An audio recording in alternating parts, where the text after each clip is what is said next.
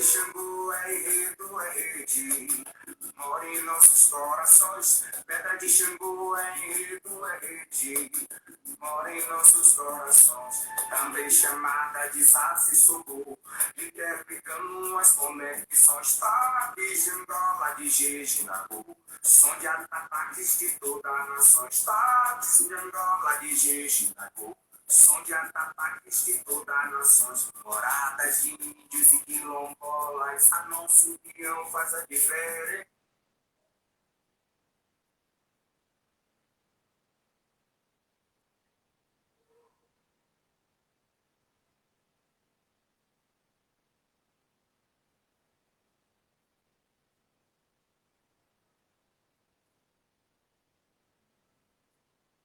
Boa noite a todos, todas e todos. Sejam bem-vindos a mais uma live.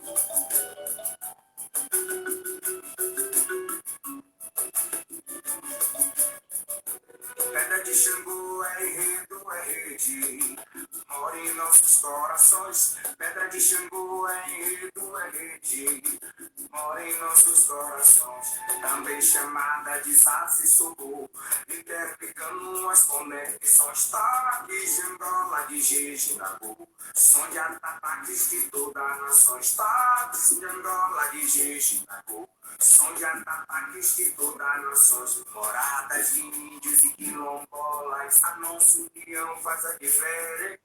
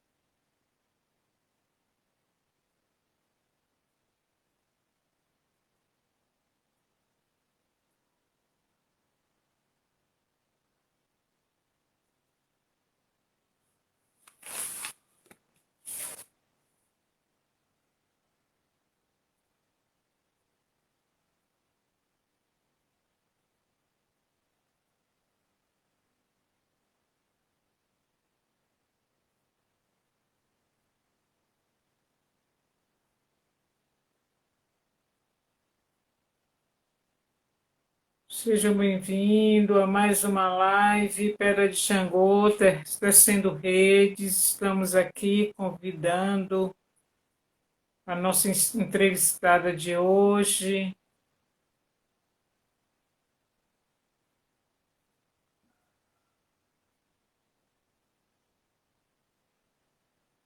Sônia Mendes. Por favor, entre na live, estou te aguardando.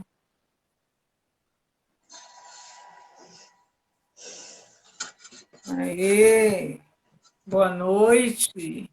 Boa noite a todos. A bênção, Maria Alice. Sua bênção, Yaya Egber. Olha a nossa entrevistada de hoje. Boa noite, Mamãe Iemanjá que te professora. abençoe. Ah, Então, tudo bom, Érica? Prazer. Boa noite, prazer. Grata pelo convite para estar com vocês nesse dia tão especial, né? Sônia, a Nós que nos condição é sentimos sua. honradas. Faça a abertura, nos apresente. Então vamos lá, né? Bom, estamos começando mais uma live, né? Das muitas que começamos desde da primeira semana de outubro. Hoje nós vamos estar trazendo Érica Fernandes Pinto, né? Que é doutora em psicologia, psicossociologia e ecologia social, é mestre, idealizadora do projeto Sítios Naturais Sagrados do Brasil, funciona no Instituto Comides, CMB, trabalha há 20 anos na área socioambiental, buscando assim a convergência das políticas de conservação de direitos de povos tradicionais, o resgate dos valores culturais da natureza, né? Tudo a ver com o espaço da Pedra de Xangô, e ela também peregrina assim por lugares encantados, vivenciando encontros com a sua magia e a sabedoria de seus guardiões. Então, traz tudo que diz respeito à natureza, ao ambiente, né, à terra. Temos também Maria Alice, que é advogada, é Kelly, do Ilhaxé Obá Paleomon, doutoranda em arquitetura e urbanismo pela Faculdade de Arquitetura e Urbanismo da Bahia, né, da UBA. Também membro do grupo de GT externo da CECIS. E é também a responsável pela manutenção e toda a dinâmica que acontece no Instagram da Pedra. E eu, que vos falo, sou Iebe Sônia, sou Iebe do Terreiro Ileaxé, o Xarufã, que fica no bairro de Jaguaribe, sou administradora de formação, atualmente faço mestrado em arquitetura e urbanismo pela UFBA, também sou membro do grupo de externo, né, do GT da CECIS, e também membro do grupo Etnicidades, com Maria Alice, que eu esqueci de falar, que ela também faz parte do grupo Etnicidades, e é um prazer estarmos hoje aqui para batermos um papo, né, com Érica. Mas hoje eu quero pedir a licença, né, aos nossos mais velhos, aos meus mais novos, aos nossos iguais, tomar a bênção. E hoje a gente vai começar um pouquinho diferente. Vamos começar fazendo uma saudação, né, ao Molu. Hoje é uma segunda-feira. E diante de todas os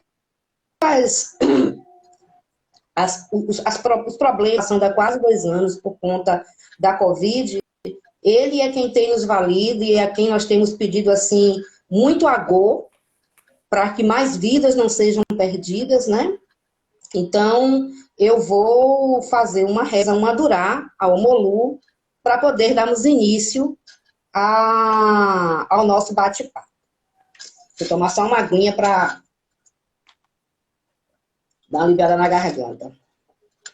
Eu vou cantar uma adurá ao Molu, né, que é uma saudação que se faz a ele, lembrando nessa música, nesse adurá, que ele é aquele que produz a saúde, é também o que traz a doença, né, é aquele que cuida dos filhos.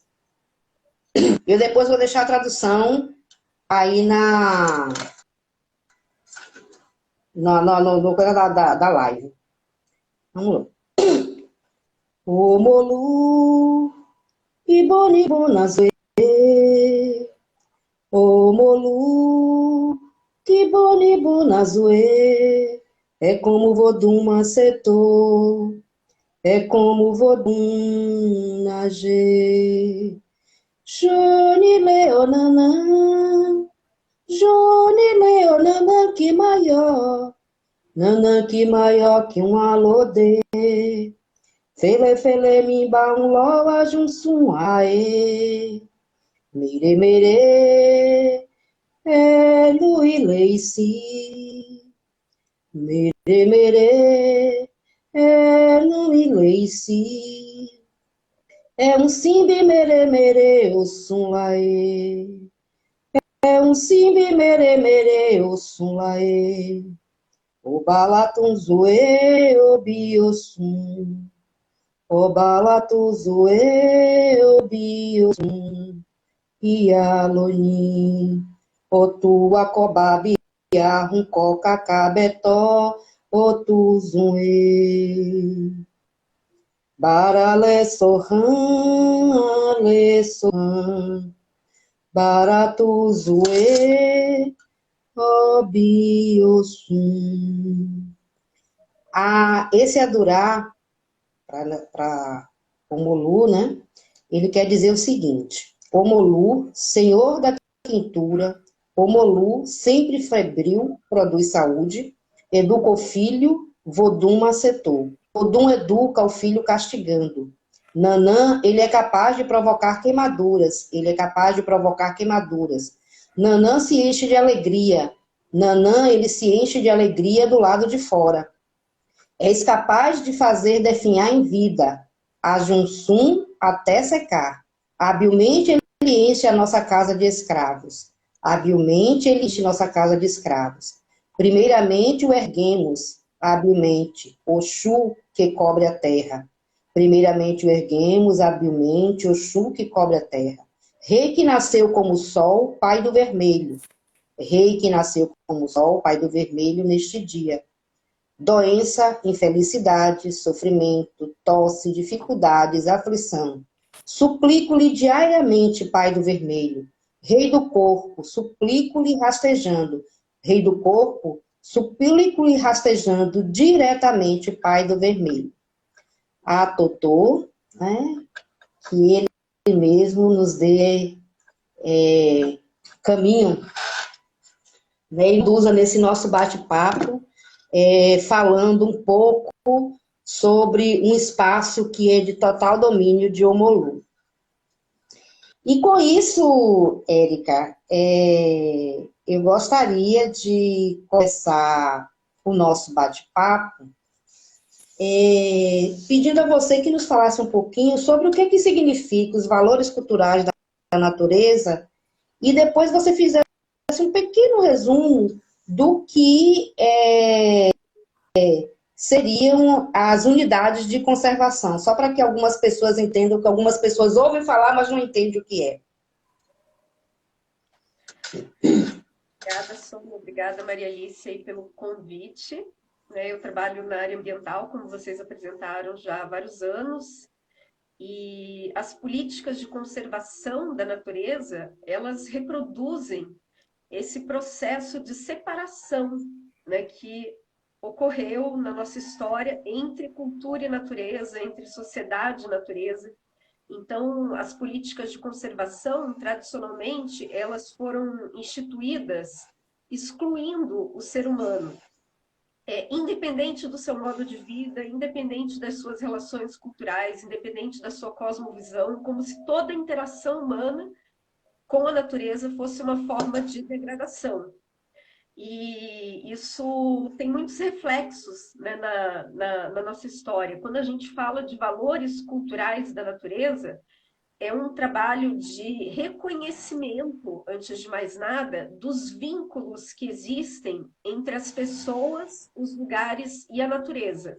Né? Vínculos que têm a ver com a memória, que têm a ver com a história, que têm a ver com a ancestralidade, muitas vezes, e que fazem as pessoas gostarem da natureza, que criam as relações de amor e de pertencimento com os diferentes lugares, com os diferentes ambientes. Quando esses vínculos eles são ignorados, negligenciados, omitidos, ocultados, ou então criminalizados, que é uma coisa que acontece bastante também no contexto das tradições de matriz afro-brasileira, né, ele se transforma em conflitos. E é um conflito super paradoxal, assim, porque o que muitos desses povos, né, que têm uma relação intrínseca com a natureza, de cuidado, de carinho, de respeito, de veneração, de sagrado, querem é proteger a natureza. E as políticas de conservação, elas vêm impedindo, muitas vezes, que esses vínculos se reproduzam. Então, quando a gente fala de valores culturais da natureza, a gente está buscando esse reconhecimento, algumas vezes um resgate, mas de todo o arcabouço cultural que influencia nas relações positivas que as pessoas mantêm com a natureza. Então, são as histórias, as lendas, os mistérios, as tradições, os conhecimentos espirituais, as inspirações artísticas, né? A natureza é uma grande fonte de inspiração artística, toda a relação histórica que existe com determinados ambientes, a importância da natureza para produção de determinados alimentos, festejos, cantos, a importância do contato com a natureza para a saúde humana, né, para o equilíbrio físico, emocional, psicológico, que são aspectos que muitas vezes estão relacionados com valores imateriais, né, não são coisas que a gente consegue medir. Como é que a gente mede a sensação de paz que estar no ambiente natural pode produzir nas pessoas, né? É difícil de quantificar, é difícil até de explicar como é que a gente qualifica e descreve a relação de comunhão, a relação de veneração, a relação de apreço, de conexão que estar em determinados ambientes naturais provoca nas pessoas, assim, de uma forma quantitativa. E a nossa ciência, de uma forma geral, também ela é muito materialista. Então, ela se preocupa muito com os aspectos utilitários da importância da natureza. Para que serve? O que pode ser utilizado como fonte de matéria-prima. A gente, inclusive, chama, né, a natureza, de forma geral, de recursos naturais, né, fonte de matérias-primas necessárias para a sobrevivência das pessoas, das cidades e por aí vai. Mas existe todo um outro arcabouço de valores que são extremamente importantes para as pessoas gostarem da natureza e terem esses vínculos com os lugares que também devem ser considerados. Então, quando a gente fala da natureza, a gente está tentando trazer à tona, dentro do ambiente das políticas públicas e dentro do ambiente acadêmico, essas relações que muitas vezes não são relações materiais, elas são imateriais, mas que elas se manifestam também na materialidade, que a ciência oficial e as políticas públicas formais têm um pouco de dificuldade ainda de absorver, mas a gente tem uma série de avanços também acontecendo.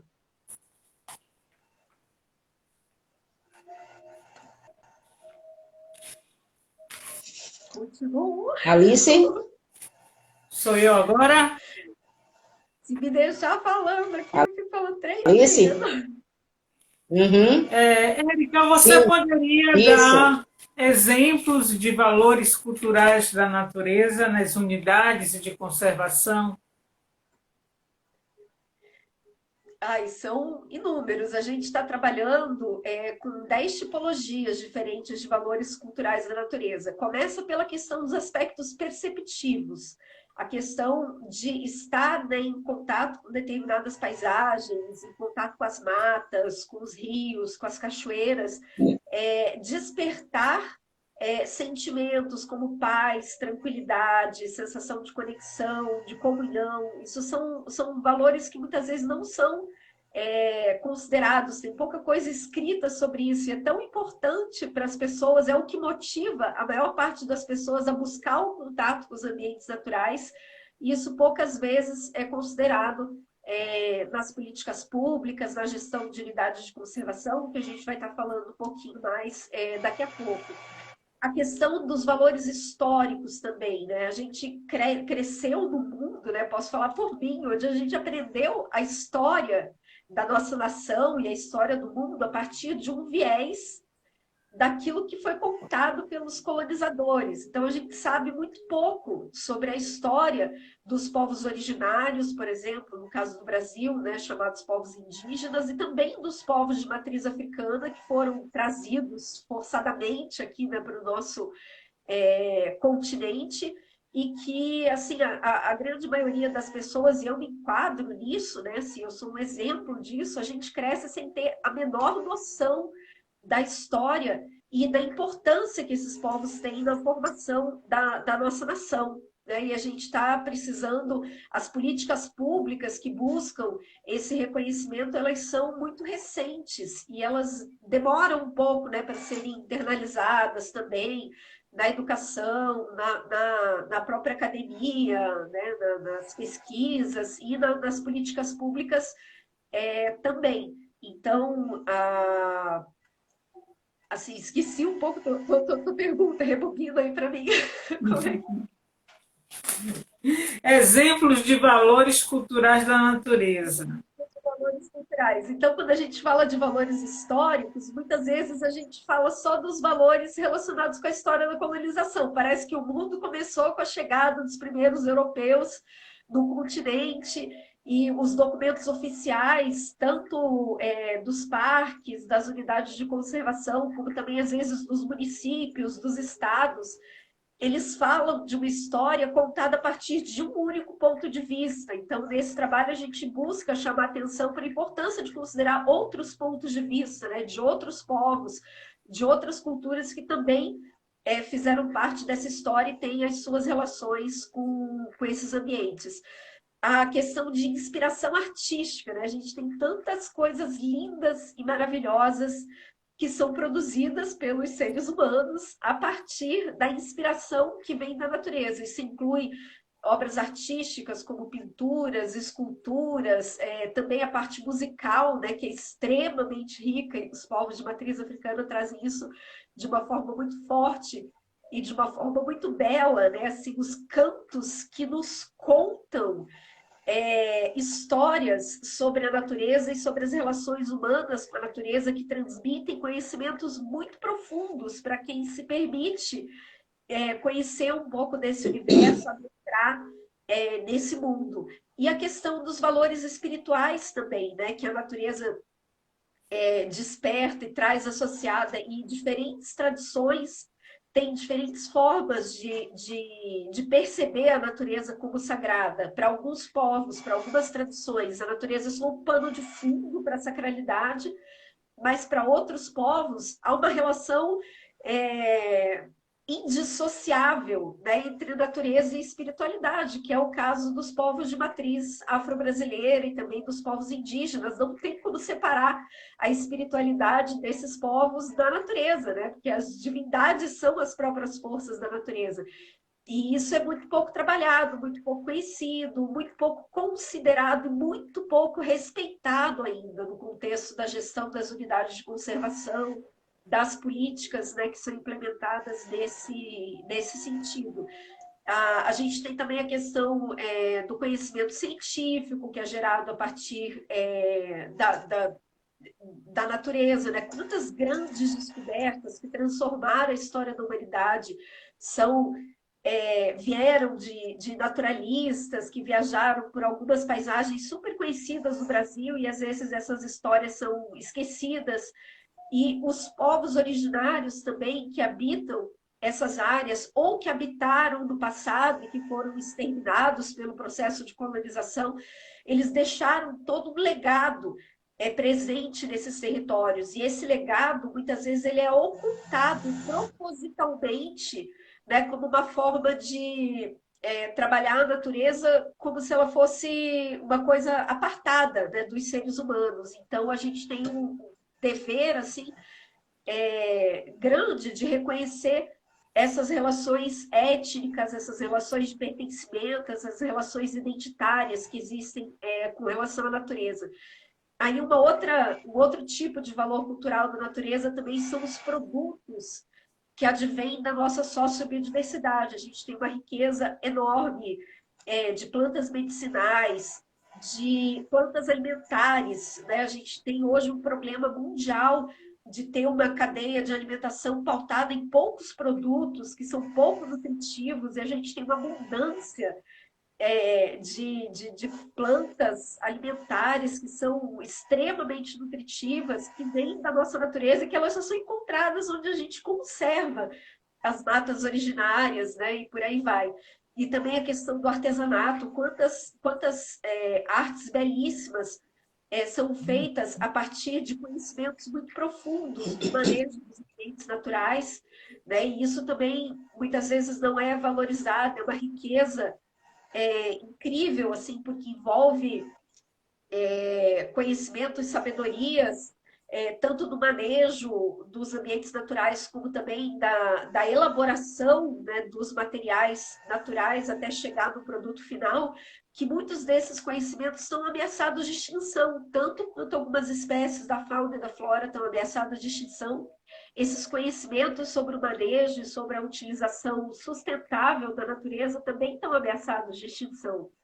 Então, esses são alguns exemplos de valores culturais da natureza que promovem uma interação positiva entre seres humanos e os ambientes naturais.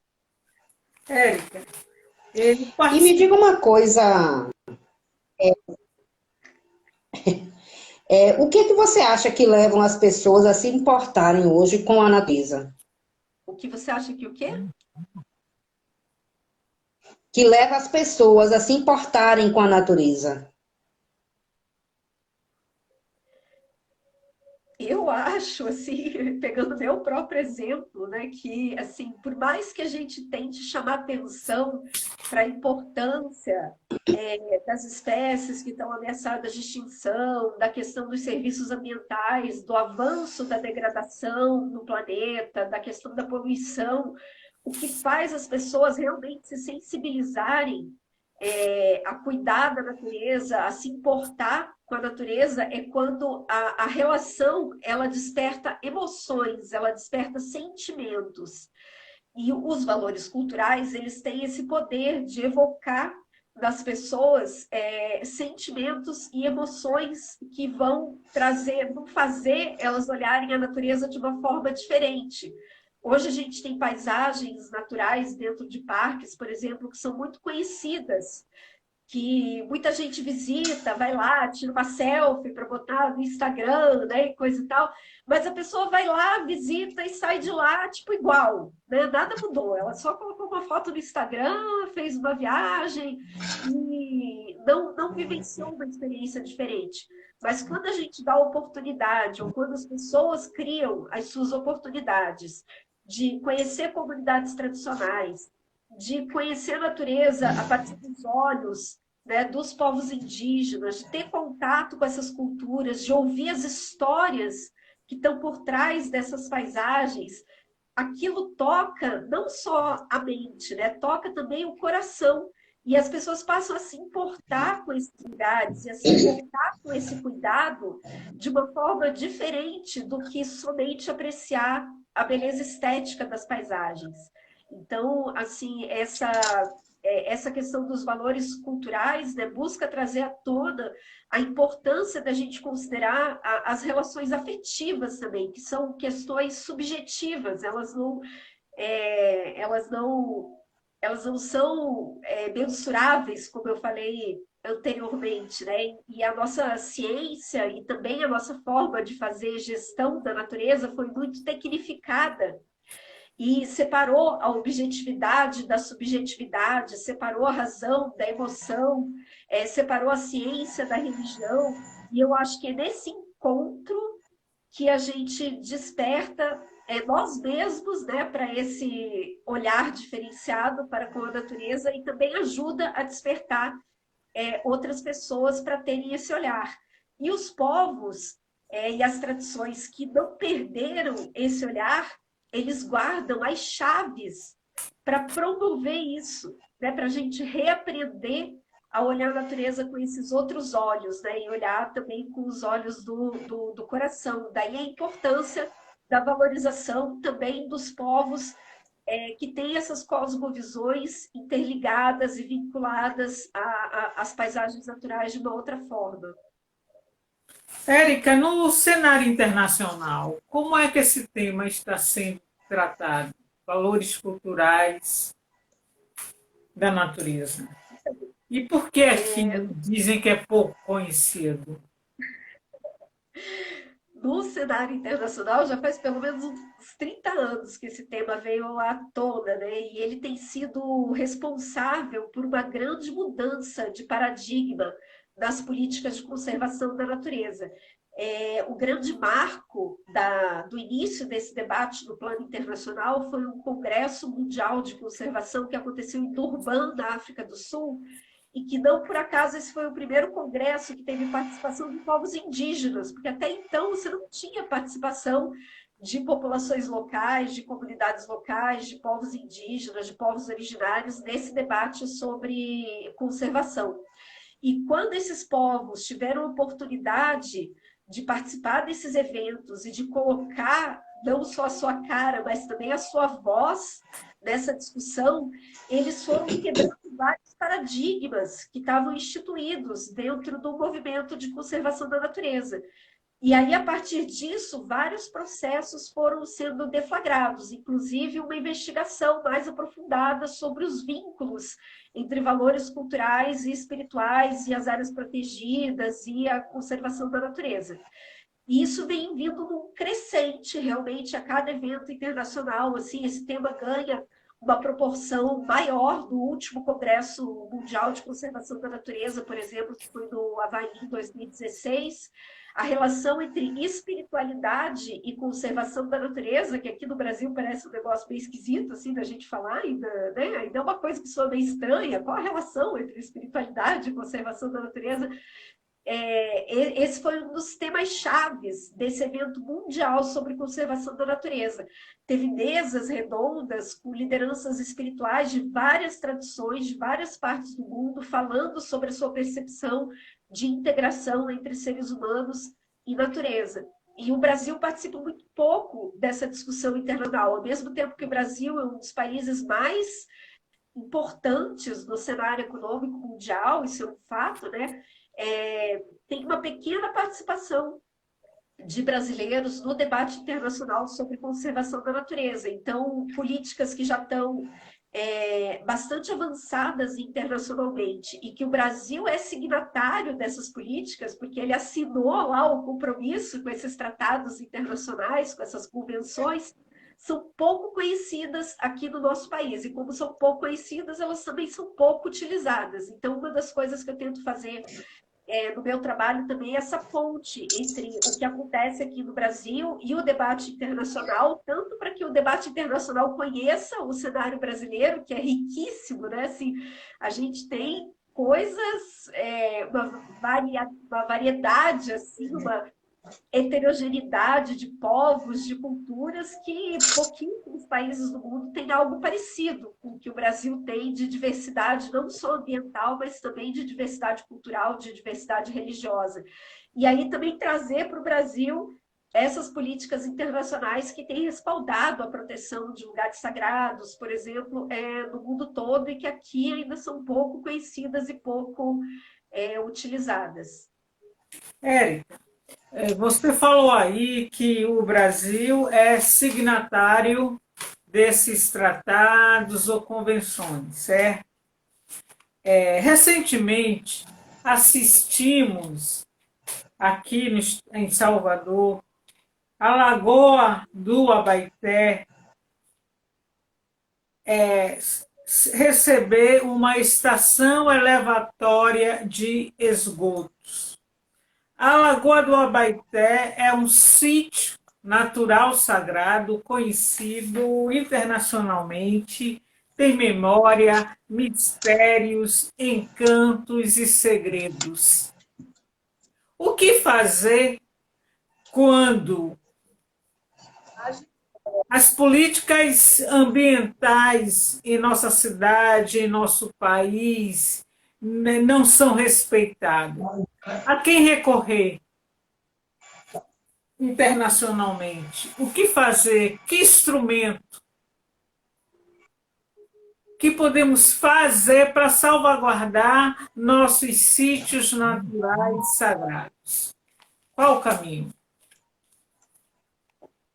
Então, Maria Alice, se eu tivesse resposta para essa pergunta, ia ser santificada, assim, né? Porque, assim, esse é o nosso grande desafio, é a gente conseguir puxar essa discussão e internalizar isso nas diversas políticas públicas que a gente tem no nosso país. Não tem uma receita de bolo, a gente pode se espelhar em outros países que conseguiram avançar nesses propósitos, tipo, o que eles fizeram para conseguir ter esse reconhecimento, né? Tem países assim, uma coisa básica é a mobilização social. Assim, todo lugar que conseguiu algum avanço nesse sentido foi porque teve a mobilização dos povos, das tradições que se importam com isso. Assim, esse é um passo que é comum a todos os casos que a gente estuda internacionalmente.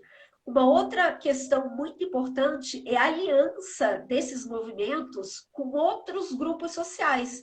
Por exemplo, com a mídia, com artistas. A gente tem um caso muito interessante do México, que foi a proteção do deserto de Viricuta, que é um lugar sagrado de ocorrência do peiote, inclusive, assim, que tem toda uma questão, estava sendo ameaçado por empresas de mineração, várias concessões minerárias fornecidas pelo próprio governo, né? E os huicholes e os povos que têm essa relação sagrada com Viricuta, conseguiram, com aliança com mídia, artistas, acadêmicos, cientistas, galera das políticas públicas, assim, articular um movimento nacional de proteção de Viricuta. Fizeram um evento gigantesco na cidade do México, um show de música, que tinha um slogan assim, muito forte, que era Viricuta não se vende, Viricuta se ama e se defende. E isso ganhou uma proporção assim, tipo, do país inteiro e também internacional. Então, assim, a gente tem que dar visibilidade a esses casos, porque quando eles acontecem lá, localmente, ninguém sabe, ninguém se importa, ninguém conhece a história, né? Hoje a gente tem ferramentas de mídia possíveis da gente utilizar, que até pouco tempo atrás não eram possíveis. A gente tá assistindo uma movimentação de interligação dessas lutas também. Os povos indígenas lá nos Cafundó, né, da Amazônia, estão tudo conectado pela internet, né, trabalhando em lutas conjuntas, em movimentos. Esse ano, mesmo no contexto de pandemia, mesmo no contexto de um monte de coisa que está acontecendo, a gente teve a maior mobilização indígena da história do Brasil, né, em Brasília. Então, o movimento que aconteceu graças a essas articulações entre povos, utilizando essas ferramentas de mídias sociais e também de parceria desses povos com outros segmentos, né, com pessoal de ONGs internacionais, de ONGs nacionais, com o movimento artístico, com as pessoas que estão no campo das políticas públicas, que atuam em órgãos governamentais e que têm sensibilidade para isso, porque muitas vezes a gente coloca, né, as pessoas que trabalham nos órgãos governamentais apenas como inimigos e insensíveis, mas a gente tem muita gente legal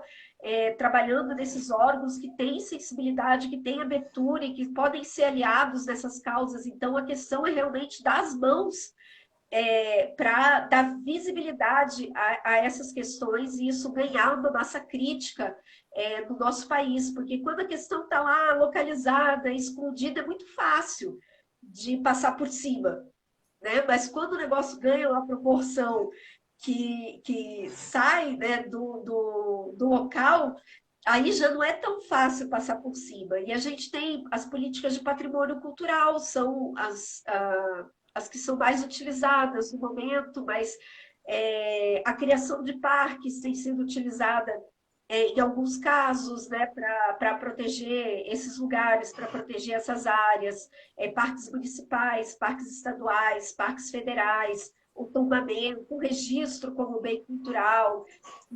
Mas, assim, os ingredientes necessários para isso realmente começam pela mobilização social e por essa abertura para fazer parceria com os setores da sociedade que estão dispostos a ajudar e que são sensíveis.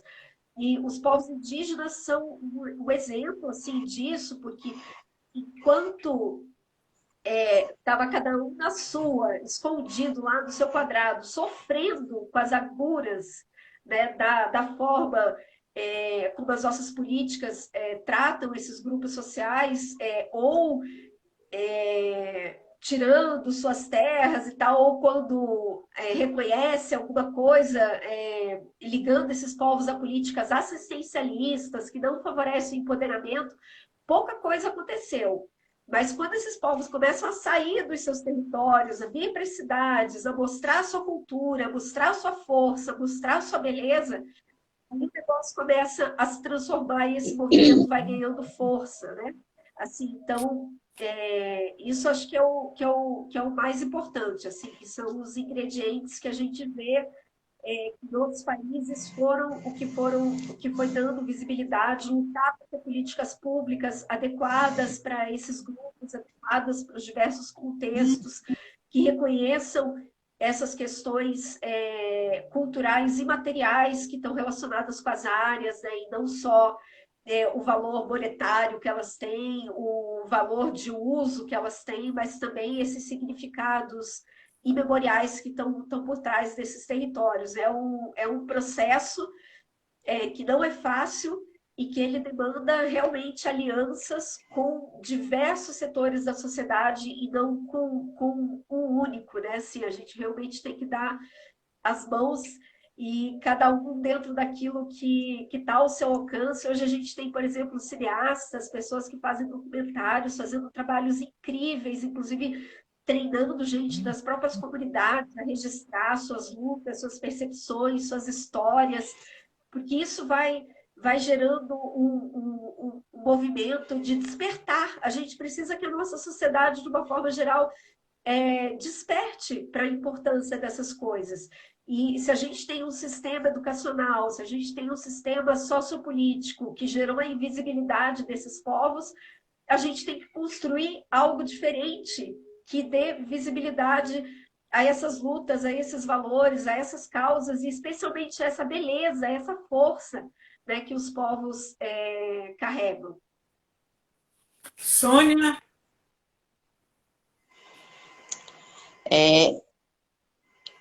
E pensando assim da forma como você coloca a questão dos sítios, a gente tem aqui no bairro, né, de Cajazeiras, um espaço, né, que é a Pedra de Xangô, que é considerado um solo sagrado, né, um palco de manifestações religiosas. Em breve ele vai ser sede de uma unidade de conservação também, né, que é a APA Municipal Vale do Assis Valente, que estamos aí lutando para que ela seja implantada efetivamente. E assim o que você aconselharia, o que você falaria sobre quais os cuidados que a gestão deve ter na administração dessa unidade, né? É um espaço que, além dele trazer uma restinga de Mata Atlântica, é também um único espaço verde para a utilização de muitos terreiros que tem na área e que não tem mais espaço verde nas suas áreas aonde seus terreiros estão instalados. Então, o principal, eu acho, nesses contextos, é a gestão governamental dar o devido espaço e reconhecer o protagonismo desses povos nas decisões que são tomadas sobre o uso desses territórios.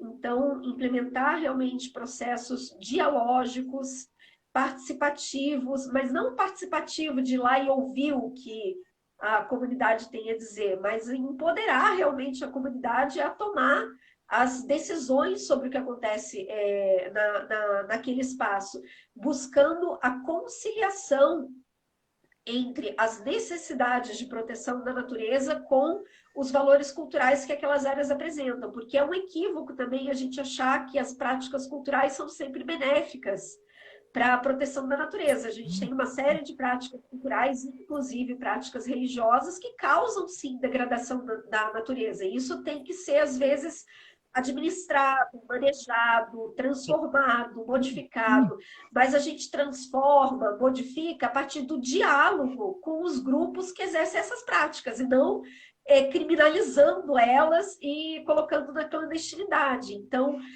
a questão do diálogo e do protagonismo desses grupos na gestão é o mais importante. E onde a gente tem áreas que têm uma importância espiritual, como a Pedra de Xangô, que para mim é um grande exemplo, assim, eu sempre uso nas minhas palestras, a Maria Alice sabe, né, que ela sempre aparece, assim, a história da Pedra de Xangô para mim é muito emblemática, assim, é uma história muito forte, é uma história muito bonita, é uma história de muita luta, de muita resistência e de muita conquista também, assim, né, é um caso, assim, que tem muito ainda a ser feito, né, tem muitos problemas a serem equacionados, mas ela é uma história de conquista, né? De mobilização social que fez com que a pedra não fosse destruída e que a área do entorno dela, o pouco que sobrou, né, das matas dessa região, fosse protegido por causa desse movimento, porque se não fosse por ele, nada disso estaria lá, né? Então, assim, é uma coisa maravilhosa, assim, que tem que ser contada para o resto do mundo, porque igual a Pedra de Xangô tem outros lugares, né, que tem essa força, que tem essa relação, que tem esse potencial. Então, essa história de vocês aí da Pedra de Xangô, ela é muito inspiradora para outros casos, não só no contexto da Bahia, mas no contexto do Brasil todo e do mundo. E aí, nesses casos, a gente ainda tem que ouvir as entidades espirituais que são as donas do terreno, né? Assim, os os donos mesmo do território, né? Não é nem o proprietário, nem o governo, nem o poder público, nem o terreiro, nem a mãe de santo, né? Os grandes donos do território são as entidades que têm as suas próprias opiniões ali sobre o que deve ser feito naquela área ou não, né? Então ainda tem esse processo de escuta das entidades que tem que ser levado em consideração. E isso é uma coisa totalmente nova no contexto da gestão das áreas protegidas. Mas, assim, em alguns países do mundo, isso já tem avançado. Hoje a gente tem o reconhecimento de governança espiritual em alguns territórios, em alguns parques. A gente tem o Conselho de Guardiões do Sagrado em algumas unidades de conservação, algumas aqui no Brasil de forma ainda um pouco incipiente, mas internacionalmente tem alguns exemplos muito bonitos com relação a isso. E a gente tem, inclusive, o reconhecimento de paisagens naturais com direitos de personalidade jurídica, que é um campo do direito super inovador aqui no Brasil, que é dos direitos da natureza. Tem algumas pessoas que trabalham com isso aqui no nosso país, como essa Rasson, que a Maria Alice conhece até, né? A gente tem feito algumas coisas aí em conjunto, que traz para o nosso país uma discussão super de vanguarda do campo jurídico, e que tem muito a avançar aqui no Brasil, mas que em outros países já tem mostrado os seus resultados, o seu poder, a sua força. Érica, eu gostaria que você falasse um pouco sobre sua tese de doutorado Obrigada, no Érica. mapeamento dos sítios naturais sagrados no Brasil. Então, eu tomei contato com essa temática dos sítios naturais sagrados a partir de uma visita que eu fiz na terra indígena Raposa Serra do Sol, no território do povo Ingaricó. Inclusive, semana que vem eu estou indo para lá, estou super feliz, porque depois de 10 anos eu vou voltar no lugar que deu origem a esse meu trabalho. Estou muito feliz de poder apresentar isso para eles também, porque lá é um território indígena que tem uma sobreposição com o Parque Nacional. Essa terra indígena foi uma das mais polêmicas da história brasileira, ela ficou 25 anos judicializada, e a demarcação da terra indígena foi decidida no Supremo Tribunal Federal, numa decisão que virou uma referência para todas as outras áreas de terras indígenas e sobreposição com parques nacionais no Brasil, que pela primeira vez na história, né, o nosso arcabouço jurídico reconheceu a dupla afetação. Ao invés de ficar brigando para qual que valia mais, da regência no parque, o Supremo Tribunal Federal decretou que os dois valiam igual e que a gente desse um jeito de conciliar as coisas, né? Então, eu tive a oportunidade de ir lá participar de uma assembleia do povo Igaricó, quando tinha recém saído essa decisão do Supremo Tribunal Federal, para conversar com eles como é que a gente ia fazer para chegar no entendimento sobre a gestão do parque alinhada com os interesses, com os valores, com os conhecimentos e com as tradições do povo Igaricó. E o grande medo deles com relação ao parque era a questão do turismo, porque o parque abrigava boa parte dos seus lugares sagrados que não podem ser transformados em lugares turísticos, porque assim, a gente tem lugar sagrado de tudo quanto é tipo, tem lugar sagrado que todo mundo pode ir, inclusive viram lugares de peregrinação, né? E tem que ir lá fazer as oferendas, prestar as homenagens, tanto no contexto religioso, das tradições cristãs, como também nas tradições indígenas, como nas tradições de matriz afro-brasileira, mas também tem os lugares que são do segredo, que ninguém pode ir, ou só quem pode ir são as pessoas que foram preparadas dentro de determinados ritos iniciáticos, inclusive a própria localização dos sítios não pode ser revelada, né? Assim, então, é toda uma questão também de garantia de direito de confidencialidade, né? Assim, só pode divulgar aquilo que é de conhecimento público, aquilo que pode ser divulgado. E aí o grande perrengue deles lá com o parque era por causa da proteção dos lugares sagrados, o que é meio paradoxal também, porque a área protegida é feita para proteger, e eles estavam brigando porque a área protegida não ia proteger os lugares que para eles têm que ser protegidos, né? Então, eles demandaram que fossem mapeados os seus lugares sagrados para serem respeitados como áreas de não uso público, de não ter visitação. E aí eu voltei com essa tarefa de casa, que era fazer o mapeamento dos lugares sagrados do povo Igaricó. E aí eu pesquisando lá no Google, eu descobri que tinha uma discussão internacional enorme sobre essa temática de lugares sagrados dentro de parques nacionais, principalmente. Uma discussão que eu nunca tinha ouvido falar e eu trabalhava na área há muito tempo. Aí eu estranhei, assim, falei, poxa, se eu nunca ouvi falar dessa discussão, acho que talvez não muitas pessoas no Brasil tenham ouvido falar dela. E aí eu virei a madrugada, assim, fuçando, lendo um monte de coisa, e eu tinha uma proposta de doutorado com um projeto prontinho, assim, para ser encaminhado. Aí eu refiz o meu projeto para estudar lugares sagrados dentro dos parques brasileiros, me inspirando nessa discussão internacional. Aí a gente não tinha nenhum trabalho feito sobre isso no Brasil, apesar de ter pessoas que já trabalham muito tempo com a questão de lugares sagrados, mas não fazendo necessariamente uma vinculação com as políticas de proteção da natureza. E aí uma das possibilidades era, sei lá, que no Brasil não tem isso, né? Porque a gente pegava a discussão internacional também, a discussão internacional quase não mencionava o Brasil. Você pega um país do tamanho do nosso, né? Do tamanho continental, assim, eu achei super estranho, porque não tem nenhum exemplo brasileiro nessas bases de dados internacionais sobre lugares sagrados, né? Então, eu fui atrás de descobrir onde estavam os sítios sagrados brasileiros. Mas aí, fazendo pesquisa bibliográfica, eu encontrei pouquíssima informação. Assim, num esforço danado, encontrei informação sobre uns 60 lugares assim que podiam ser considerados sítios naturais sagrados, a maioria deles relacionados com o contexto do catolicismo, que se transformaram em montanhas, cavernas, lagos, cachoeiras, que se transformaram em lugares de peregrinação no contexto do catolicismo. Com relação a povos de matriz africana, povos indígenas, tinha muito pouco registro.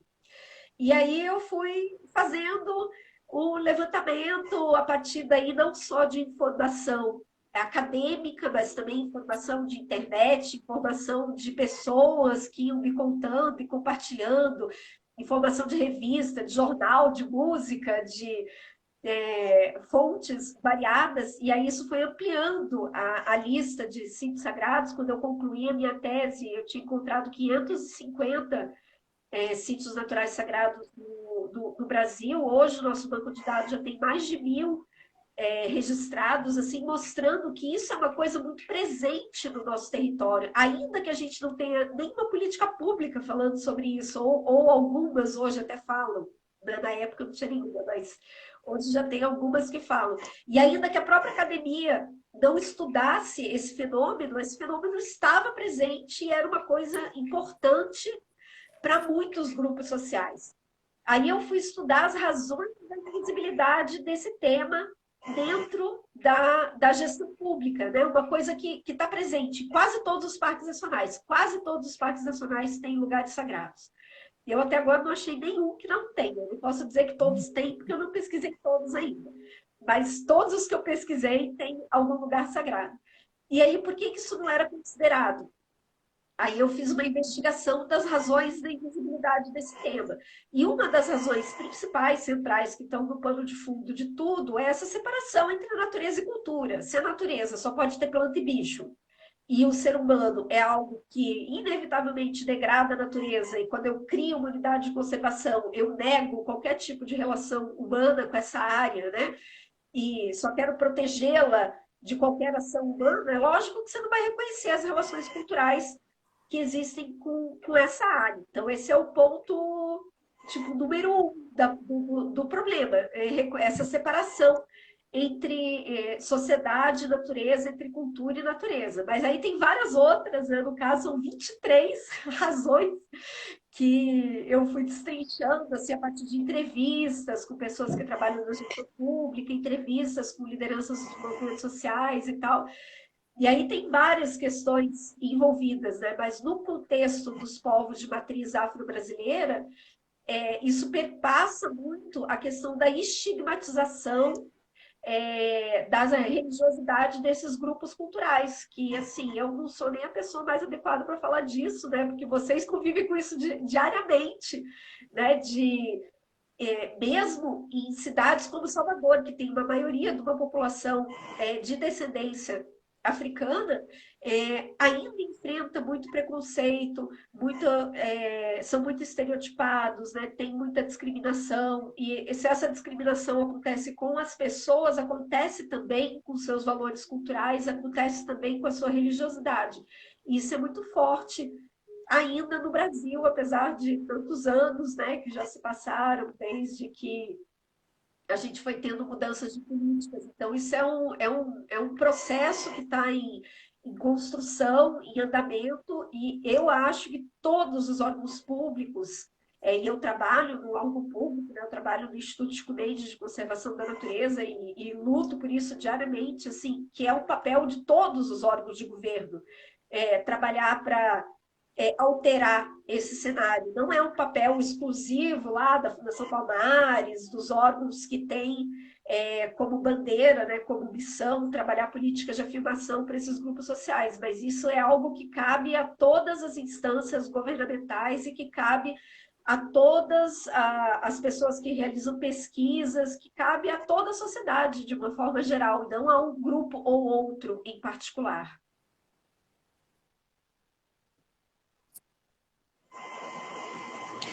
Érica, você trouxe assim pontos interessantes, né? Trazendo para o nosso espaço aqui. Uma das coisas que me chamou a atenção é quando você fala da questão da escuta, né? Eu acho que isso, quando se trata de espaços como esses, a escuta por parte do poder público, ela se torna muito importante, porque é a partir dessa escuta que vai haver uma relação, né? Eu tive dando uma lida no teu artigo, que você faz falando do teu tema de doutorado, e ali você fala de alguns atritos, né? Que aconteceram com algumas áreas, justamente pela questão de não ter esse momento de escuta, de entender o significado de determinadas ações para os povos aí específicos, povos de matriz africana, né, que tem uma questão religiosa bem específica e muito ligada às questões da natureza. Um outro ponto que eu acho importante que a gente precisa pensar com relação à questão ali daquela área da Pedra de Xangô e da APA como um todo, é a questão da parte que degrada a natureza, né? Porque, infelizmente, nós ainda temos algumas situações que são feitas naquela área e que acabam degradando a natureza e que dificultam, né, esse processo até da limpeza desses espaços. Então, são ações que a gente precisa começar a pensar nelas, até para evitar, eu tenho sempre muito uma preocupação, eu sempre acabo fazendo uma comparação, e é uma comparação de preocupação também, com relação ali ao espaço do São Bartolomeu, que também é um sítio de uma área de preservação, né? Que tem áreas que são sagradas, que são sacralizadas em relação ao povo de religião de matriz africana, mas são áreas que estão bem degradadas.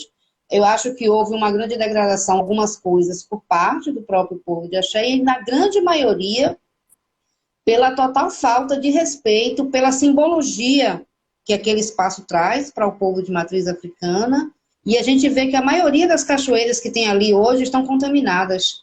Ali tem cachoeiras lindíssimas, né? Em pleno, praticamente dentro do centro da cidade, mas que hoje você não pode, a primeira mesmo, logo quando você entra no parque, que é a Cachoeira de Oxum, é quase impossível você chegar perto do mau cheiro que tem. Então, precisa realmente haver um diálogo, né, muito sério com pessoas que realmente sejam comprometidas e entendam o que isso significa para esse grupo de pessoas e o que isso significa para o espaço e para o mundo como um todo. Porque um espaço desse ele não beneficia só o povo de religião de matriz africana, ou, por exemplo, uma gruta, como eu vi no seu trabalho lá, as várias áreas que são consideradas e que tem como representatividade a Igreja Católica, mas serve para a comunidade como um todo, né? Então, é algo que a gente precisa pensar, e talvez eu ainda não conheço muito, já conversei sobre ele muito assim, rápido, sobre essa questão da governança espiritual, e talvez essa seja uma das soluções, né? Porque hoje a área da Pedra de Xangô, ela serve para todas as religiões de matriz africana, não é só para o candomblé, né? Todas as religiões de matriz africana e que precisa e depende da folha para que o culto aconteça, né? E aí a gente coloca a religião de matriz africana, a gente tem a Umbanda, a gente tem o próprio candomblé, o próprio espiritismo, que traz um pouco, né? Dessa espiritualidade ligada à energia da natureza, e que sem ela não acontece, né? Então, assim, o seu trabalho, ele é, assim, importantíssimo para a gente ler, assim, com muita atenção, é aquele trabalho que você tem que ler e voltar relendo, marcando os pontinhos importantes, porque ele traz questões que a gente precisa olhar com muito carinho, com muito cuidado. Bom, nós já estamos chegando faltando 2 minutinhos, né? Para concluirmos nosso tempo de live. Mas ainda temos tempos, primeiro, para você fazer as suas considerações finais. De antemão, eu já quero, assim, agradecer imensamente, né? Ficaríamos horas aqui conversando, que não ia faltar assunto dentro dessa temática. Foi um prazer. Maria Alice já havia me falado de você, assim, cada vez que ela fala, ela me fala super emocionada e encantada, né? Com o seu trabalho. E eu vi que realmente tudo que ela me passa é um pouco mais do que tudo que ela já me falou. Então, foi, assim, um prazer imenso, né, a gente poder bater um papo aqui, esse papo curto de 1 hora, porque daria tempo para se conversar muito mais coisas. Então, agradecer a você, e aí eu peço que você faça as suas considerações finais, e depois eu passo a palavra para a Alice encerrar então, a nossa live. Segundos, fazer minhas considerações finais. Não, mas pode falar tranquilo, adianta, né? Então, não cai, não. Agradecer. A nossa não cai, não. Cai, não. Não cai, não? Não. Não cai, não. Assim, uma coisa, dentro do debate internacional, a gente chama os povos, os grupos, as comunidades que protegem lugares sagrados de guardiões. Esse é o termo que é utilizado internacionalmente, né? Que são como esses grupos são reconhecidos. Né? Então, assim, o respeito aos guardiões dos lugares sagrados em ter o protagonismo da gestão dessas áreas, o protagonismo da decisão sobre as regras que devem incidir sobre esses territórios. Ainda que a gente tenha problemas com algumas práticas, né? Como eu falei, dentro do campo da gestão pública, quando se fala de religiosidade de matriz afro-brasileira, todo mundo pensa em oferenda, lixo, risco de incêndio. Assim, é o que vem na cabeça dos gestores públicos automaticamente. E eu fico lá batendo a mesma tecla. Ainda que oferendas possam gerar lixo, oferendas possam causar impacto na fauna silvestre, oferendas possam causar incêndio, tem pessoas fazendo trabalhos magníficos de ressignificação de tudo isso, de conscientização dos próprios grupos para que use materiais que são biodegradáveis, para que faça as oferendas de um jeito que não gere impactos, né, que não gere risco de incêndio, coisa e tal. Então, assim, tem exemplos muito bonitos acontecendo, né? E eu falo para os gestores de áreas protegidas, vão lá olhar como é que eles administram as áreas que eles têm domínio sobre o território, porque você não acha um lixo, não vê um incêndio, né? Onde você dá autonomia para esses povos fazerem a gestão a partir daquilo que faz sentido dentro da cultura e da cosmologia deles, você não encontra os impactos que você encontra nas áreas onde essas práticas são criminalizadas, onde você não tem um diálogo. Porque com tudo, assim, você tem pessoas que estão fazendo do jeito certo e pessoas que estão fazendo do jeito errado. E eu acho que a gente tem que aliar, dar as mãos para quem está buscando fazer do jeito certo e a fazer transformações positivas e que está ligado nessas causas também, que isso ajuda a diminuir o impacto de quem não está fazendo do jeito certo, do jeito adequado, né?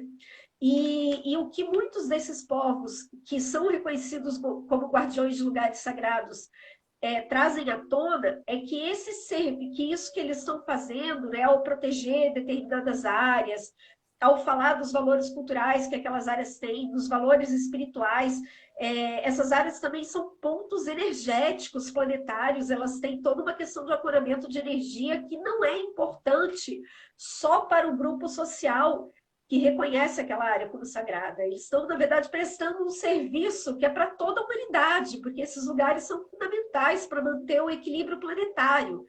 Então, assim, não é uma luta por direitos de um grupo, é uma luta por uma questão que afeta toda a humanidade, assim.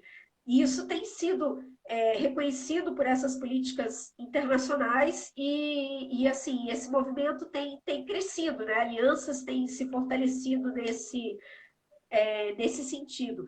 Com relação aos impactos, né, que vêm de fora e que afetam essas áreas, isso não acontece só. Isso é um problema generalizado, né, das unidades de conservação que se transformarem em ilhas no meio de um mar de degradação.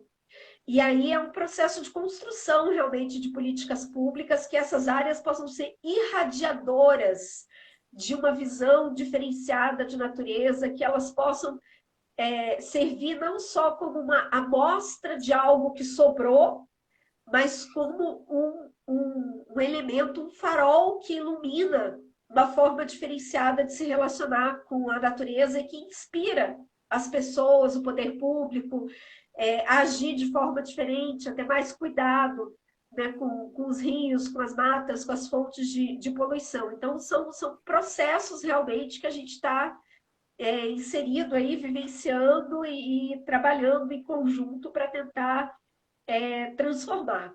Com certeza, assim, tem 1 milhão de coisas para a gente conversar. Eu sou fã também do trabalho da Maria Alice e de outras pessoas aí da Bahia que eu tive a oportunidade de ter contato. Acho que aqui a gente fez uma introdução ao tema, né? Fica o convite para quem quiser conhecer mais desse assunto, né? Eu tenho materiais acadêmicos à disposição, tem minha tese, tem alguns artigos que eu escrevi, mas tem alguns materiais de mídia também, né? Tem uma página no Instagram que chama SNS Brasil, que eu publico algumas coisas sobre essa temática, também um blog, né, onde eu conto a história de alguns sítios sagrados, buscando contextualizar essa questão socioambiental que está envolvida. Tem uma história linda lá sobre a Pedra de Xangô, inspirada aí por essas narrativas que eu tive oportunidade de ouvir e de compartilhar. Então, para quem quiser conhecer mais, fica esse convite, né, para entrar em contato, para acessar as mídias sociais, e na medida das nossas possibilidades humanas, né, Maria Alice, a gente vai fazendo o que a gente pode para espraiar essa discussão, porque quando a gente faz uma live como essa, quando a gente participa de algum evento, quando a gente está plantando sementes, né, a gente está espalhando sementes por aí, sementes que a gente nem sabe para onde vai, né? Assim, tem umas que saem voando aí com o vento, não parar às vezes bem longe, depois de muito tempo a gente fica sabendo que chegou lá não sei aonde, né? E eu acredito que dentro de cada sementinha dessa que a gente lança, tem não só uma plantinha, né? Dentro de cada semente tem uma floresta. Assim. Então, quando a gente consegue fazer essas mensagens serem transmitidas e essas sementinhas caírem em algum solo fértil no coração de alguém, essa pessoa também se torna um propagador dessas sementes, e esse movimento vai crescendo e mais pessoas vão se juntando e mais pessoas vão ficando atentas a esses fatores, a esses valores. Dentro do Instituto Chico Mendes, esse ano a gente teve a oportunidade de fazer um curso sobre valores culturais da natureza, primeiro restrito só a servidores e alguns convidados, mas ano que vem a nossa perspectiva, a gente está abrindo esse curso para um público maior, para pessoas que não são servidores públicos e tal. Então, isso a gente vai abrindo o campo, e o campo vai crescendo e tomando uma vida própria, e, como diz aquela música, depende de nós, né? Depende de política pública, depende do governo, depende disso, depende daquilo, mas tem muita coisa que depende da gente mesmo, da gente acolher essas sementes e ter coragem de expor, né? Porque assim, a Maria Alice tem uma história lindíssima assim, do que ela enfrentou, né? Para reconhecer primeiro dentro dela, né? Esses valores e toda essa história. E depois, diante da academia, diante dos seus pares, diante da sua família, diante do poder público, diante do mundo da advocacia e coisa e tal. Eu tenho uma história parecida, né? Assim, de como eu tive que primeiro acomodar isso dentro de mim, depois enfrentar, né, assim, várias resistências dentro da minha própria família, dentro da minha comunidade, dentro do meu círculo social, dentro da instituição que eu trabalhava. E a gente está aí, está seguindo, né? E quando a gente confia, quando a gente tem essa guiança, quando a gente tem esse valor bem ancorado e essa proteção espiritual, né? Que, como dizem os povos de matriz afro-brasileira, eu não ando só, né? Assim, junto comigo tem um monte de coisa. A gente vai ganhando força, vai ganhando coragem, vai ganhando firmeza, vai ganhando brilho, vai ganhando luz e vai conseguindo espalhar isso para outras pessoas, e outras pessoas vão se tornando propagadores também dessa mensagem, dessa consciência. É um processo de despertar de consciência. Eu acredito firmemente nisso, e acho que a gente tem que buscar essas alianças e desatar esses nós e criar mais laços, que é a partir desses laços que a gente vai construindo um novo caminho que seja mais justo, que seja mais belo, que seja mais humano e que seja mais mágico também, né? Que seja mais encantado. Então, muito obrigada, Maria Alice, e até breve, que tenho certeza que estaremos juntas muito, muito brevemente. Érica, nós que agradecemos a sua participação no Perfil da Pedra para falar sobre valores culturais da natureza e gestão de unidades de conservação. Sei que hoje aqui mais uma semente foi plantada, né? Eu acredito nesse movimento, nessa rede que cada dia cresce, que cada dia se espalha, como você mesmo diz, essa semente. Hoje a Pedra de Xangô está na Nigéria, está na exposição em Portugal, e tudo isso é o quê? É o movimento de quem acolhe, porque acredita nessa força da natureza. Então, que possamos cada vez mais espalhar esse movimento que é energia, e que não é só o povo de adeptos das religiões de matriz afro-brasileira, né? E nós estamos aqui falando de mudança climática. Todos nós somos responsáveis pela preservação e conservação da biodiversidade, né? E eu acredito nesse movimento, né? E esse movimento, eu quero pedir a todos que estão aqui nos assistindo que siga o Instagram do SNS Brasil, dos valores culturais da natureza, da Pedra de Xangô e de tantos outros. Deixa eu te contar um segredo aqui para todo mundo. Hoje a Pedra de Xangô tem vários instrumentos legais que a protege, um parque urbano, uma APA municipal, é tombada, mas tão só os instrumentos legais não são suficientes para protegê-la nem defendê-la. E nem o Poder Judiciário.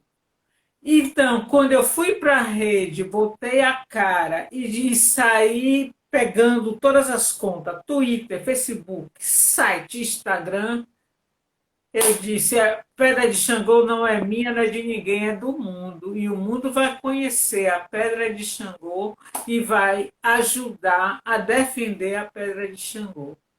E quando a Pedra de Xangô recebeu na sua base 100 quilos de sal, e que eu coloco no Instagram, dos Estados Unidos me pedem o material. E a gente conseguiu pautar a Pedra de Xangô no noticiário nacional e local durante uma semana. Então, é isso que nós precisamos, né? De união, de estar lançando para o mundo, né? Essas preciosidades da nossa natureza, e que precisa de defesa, sim.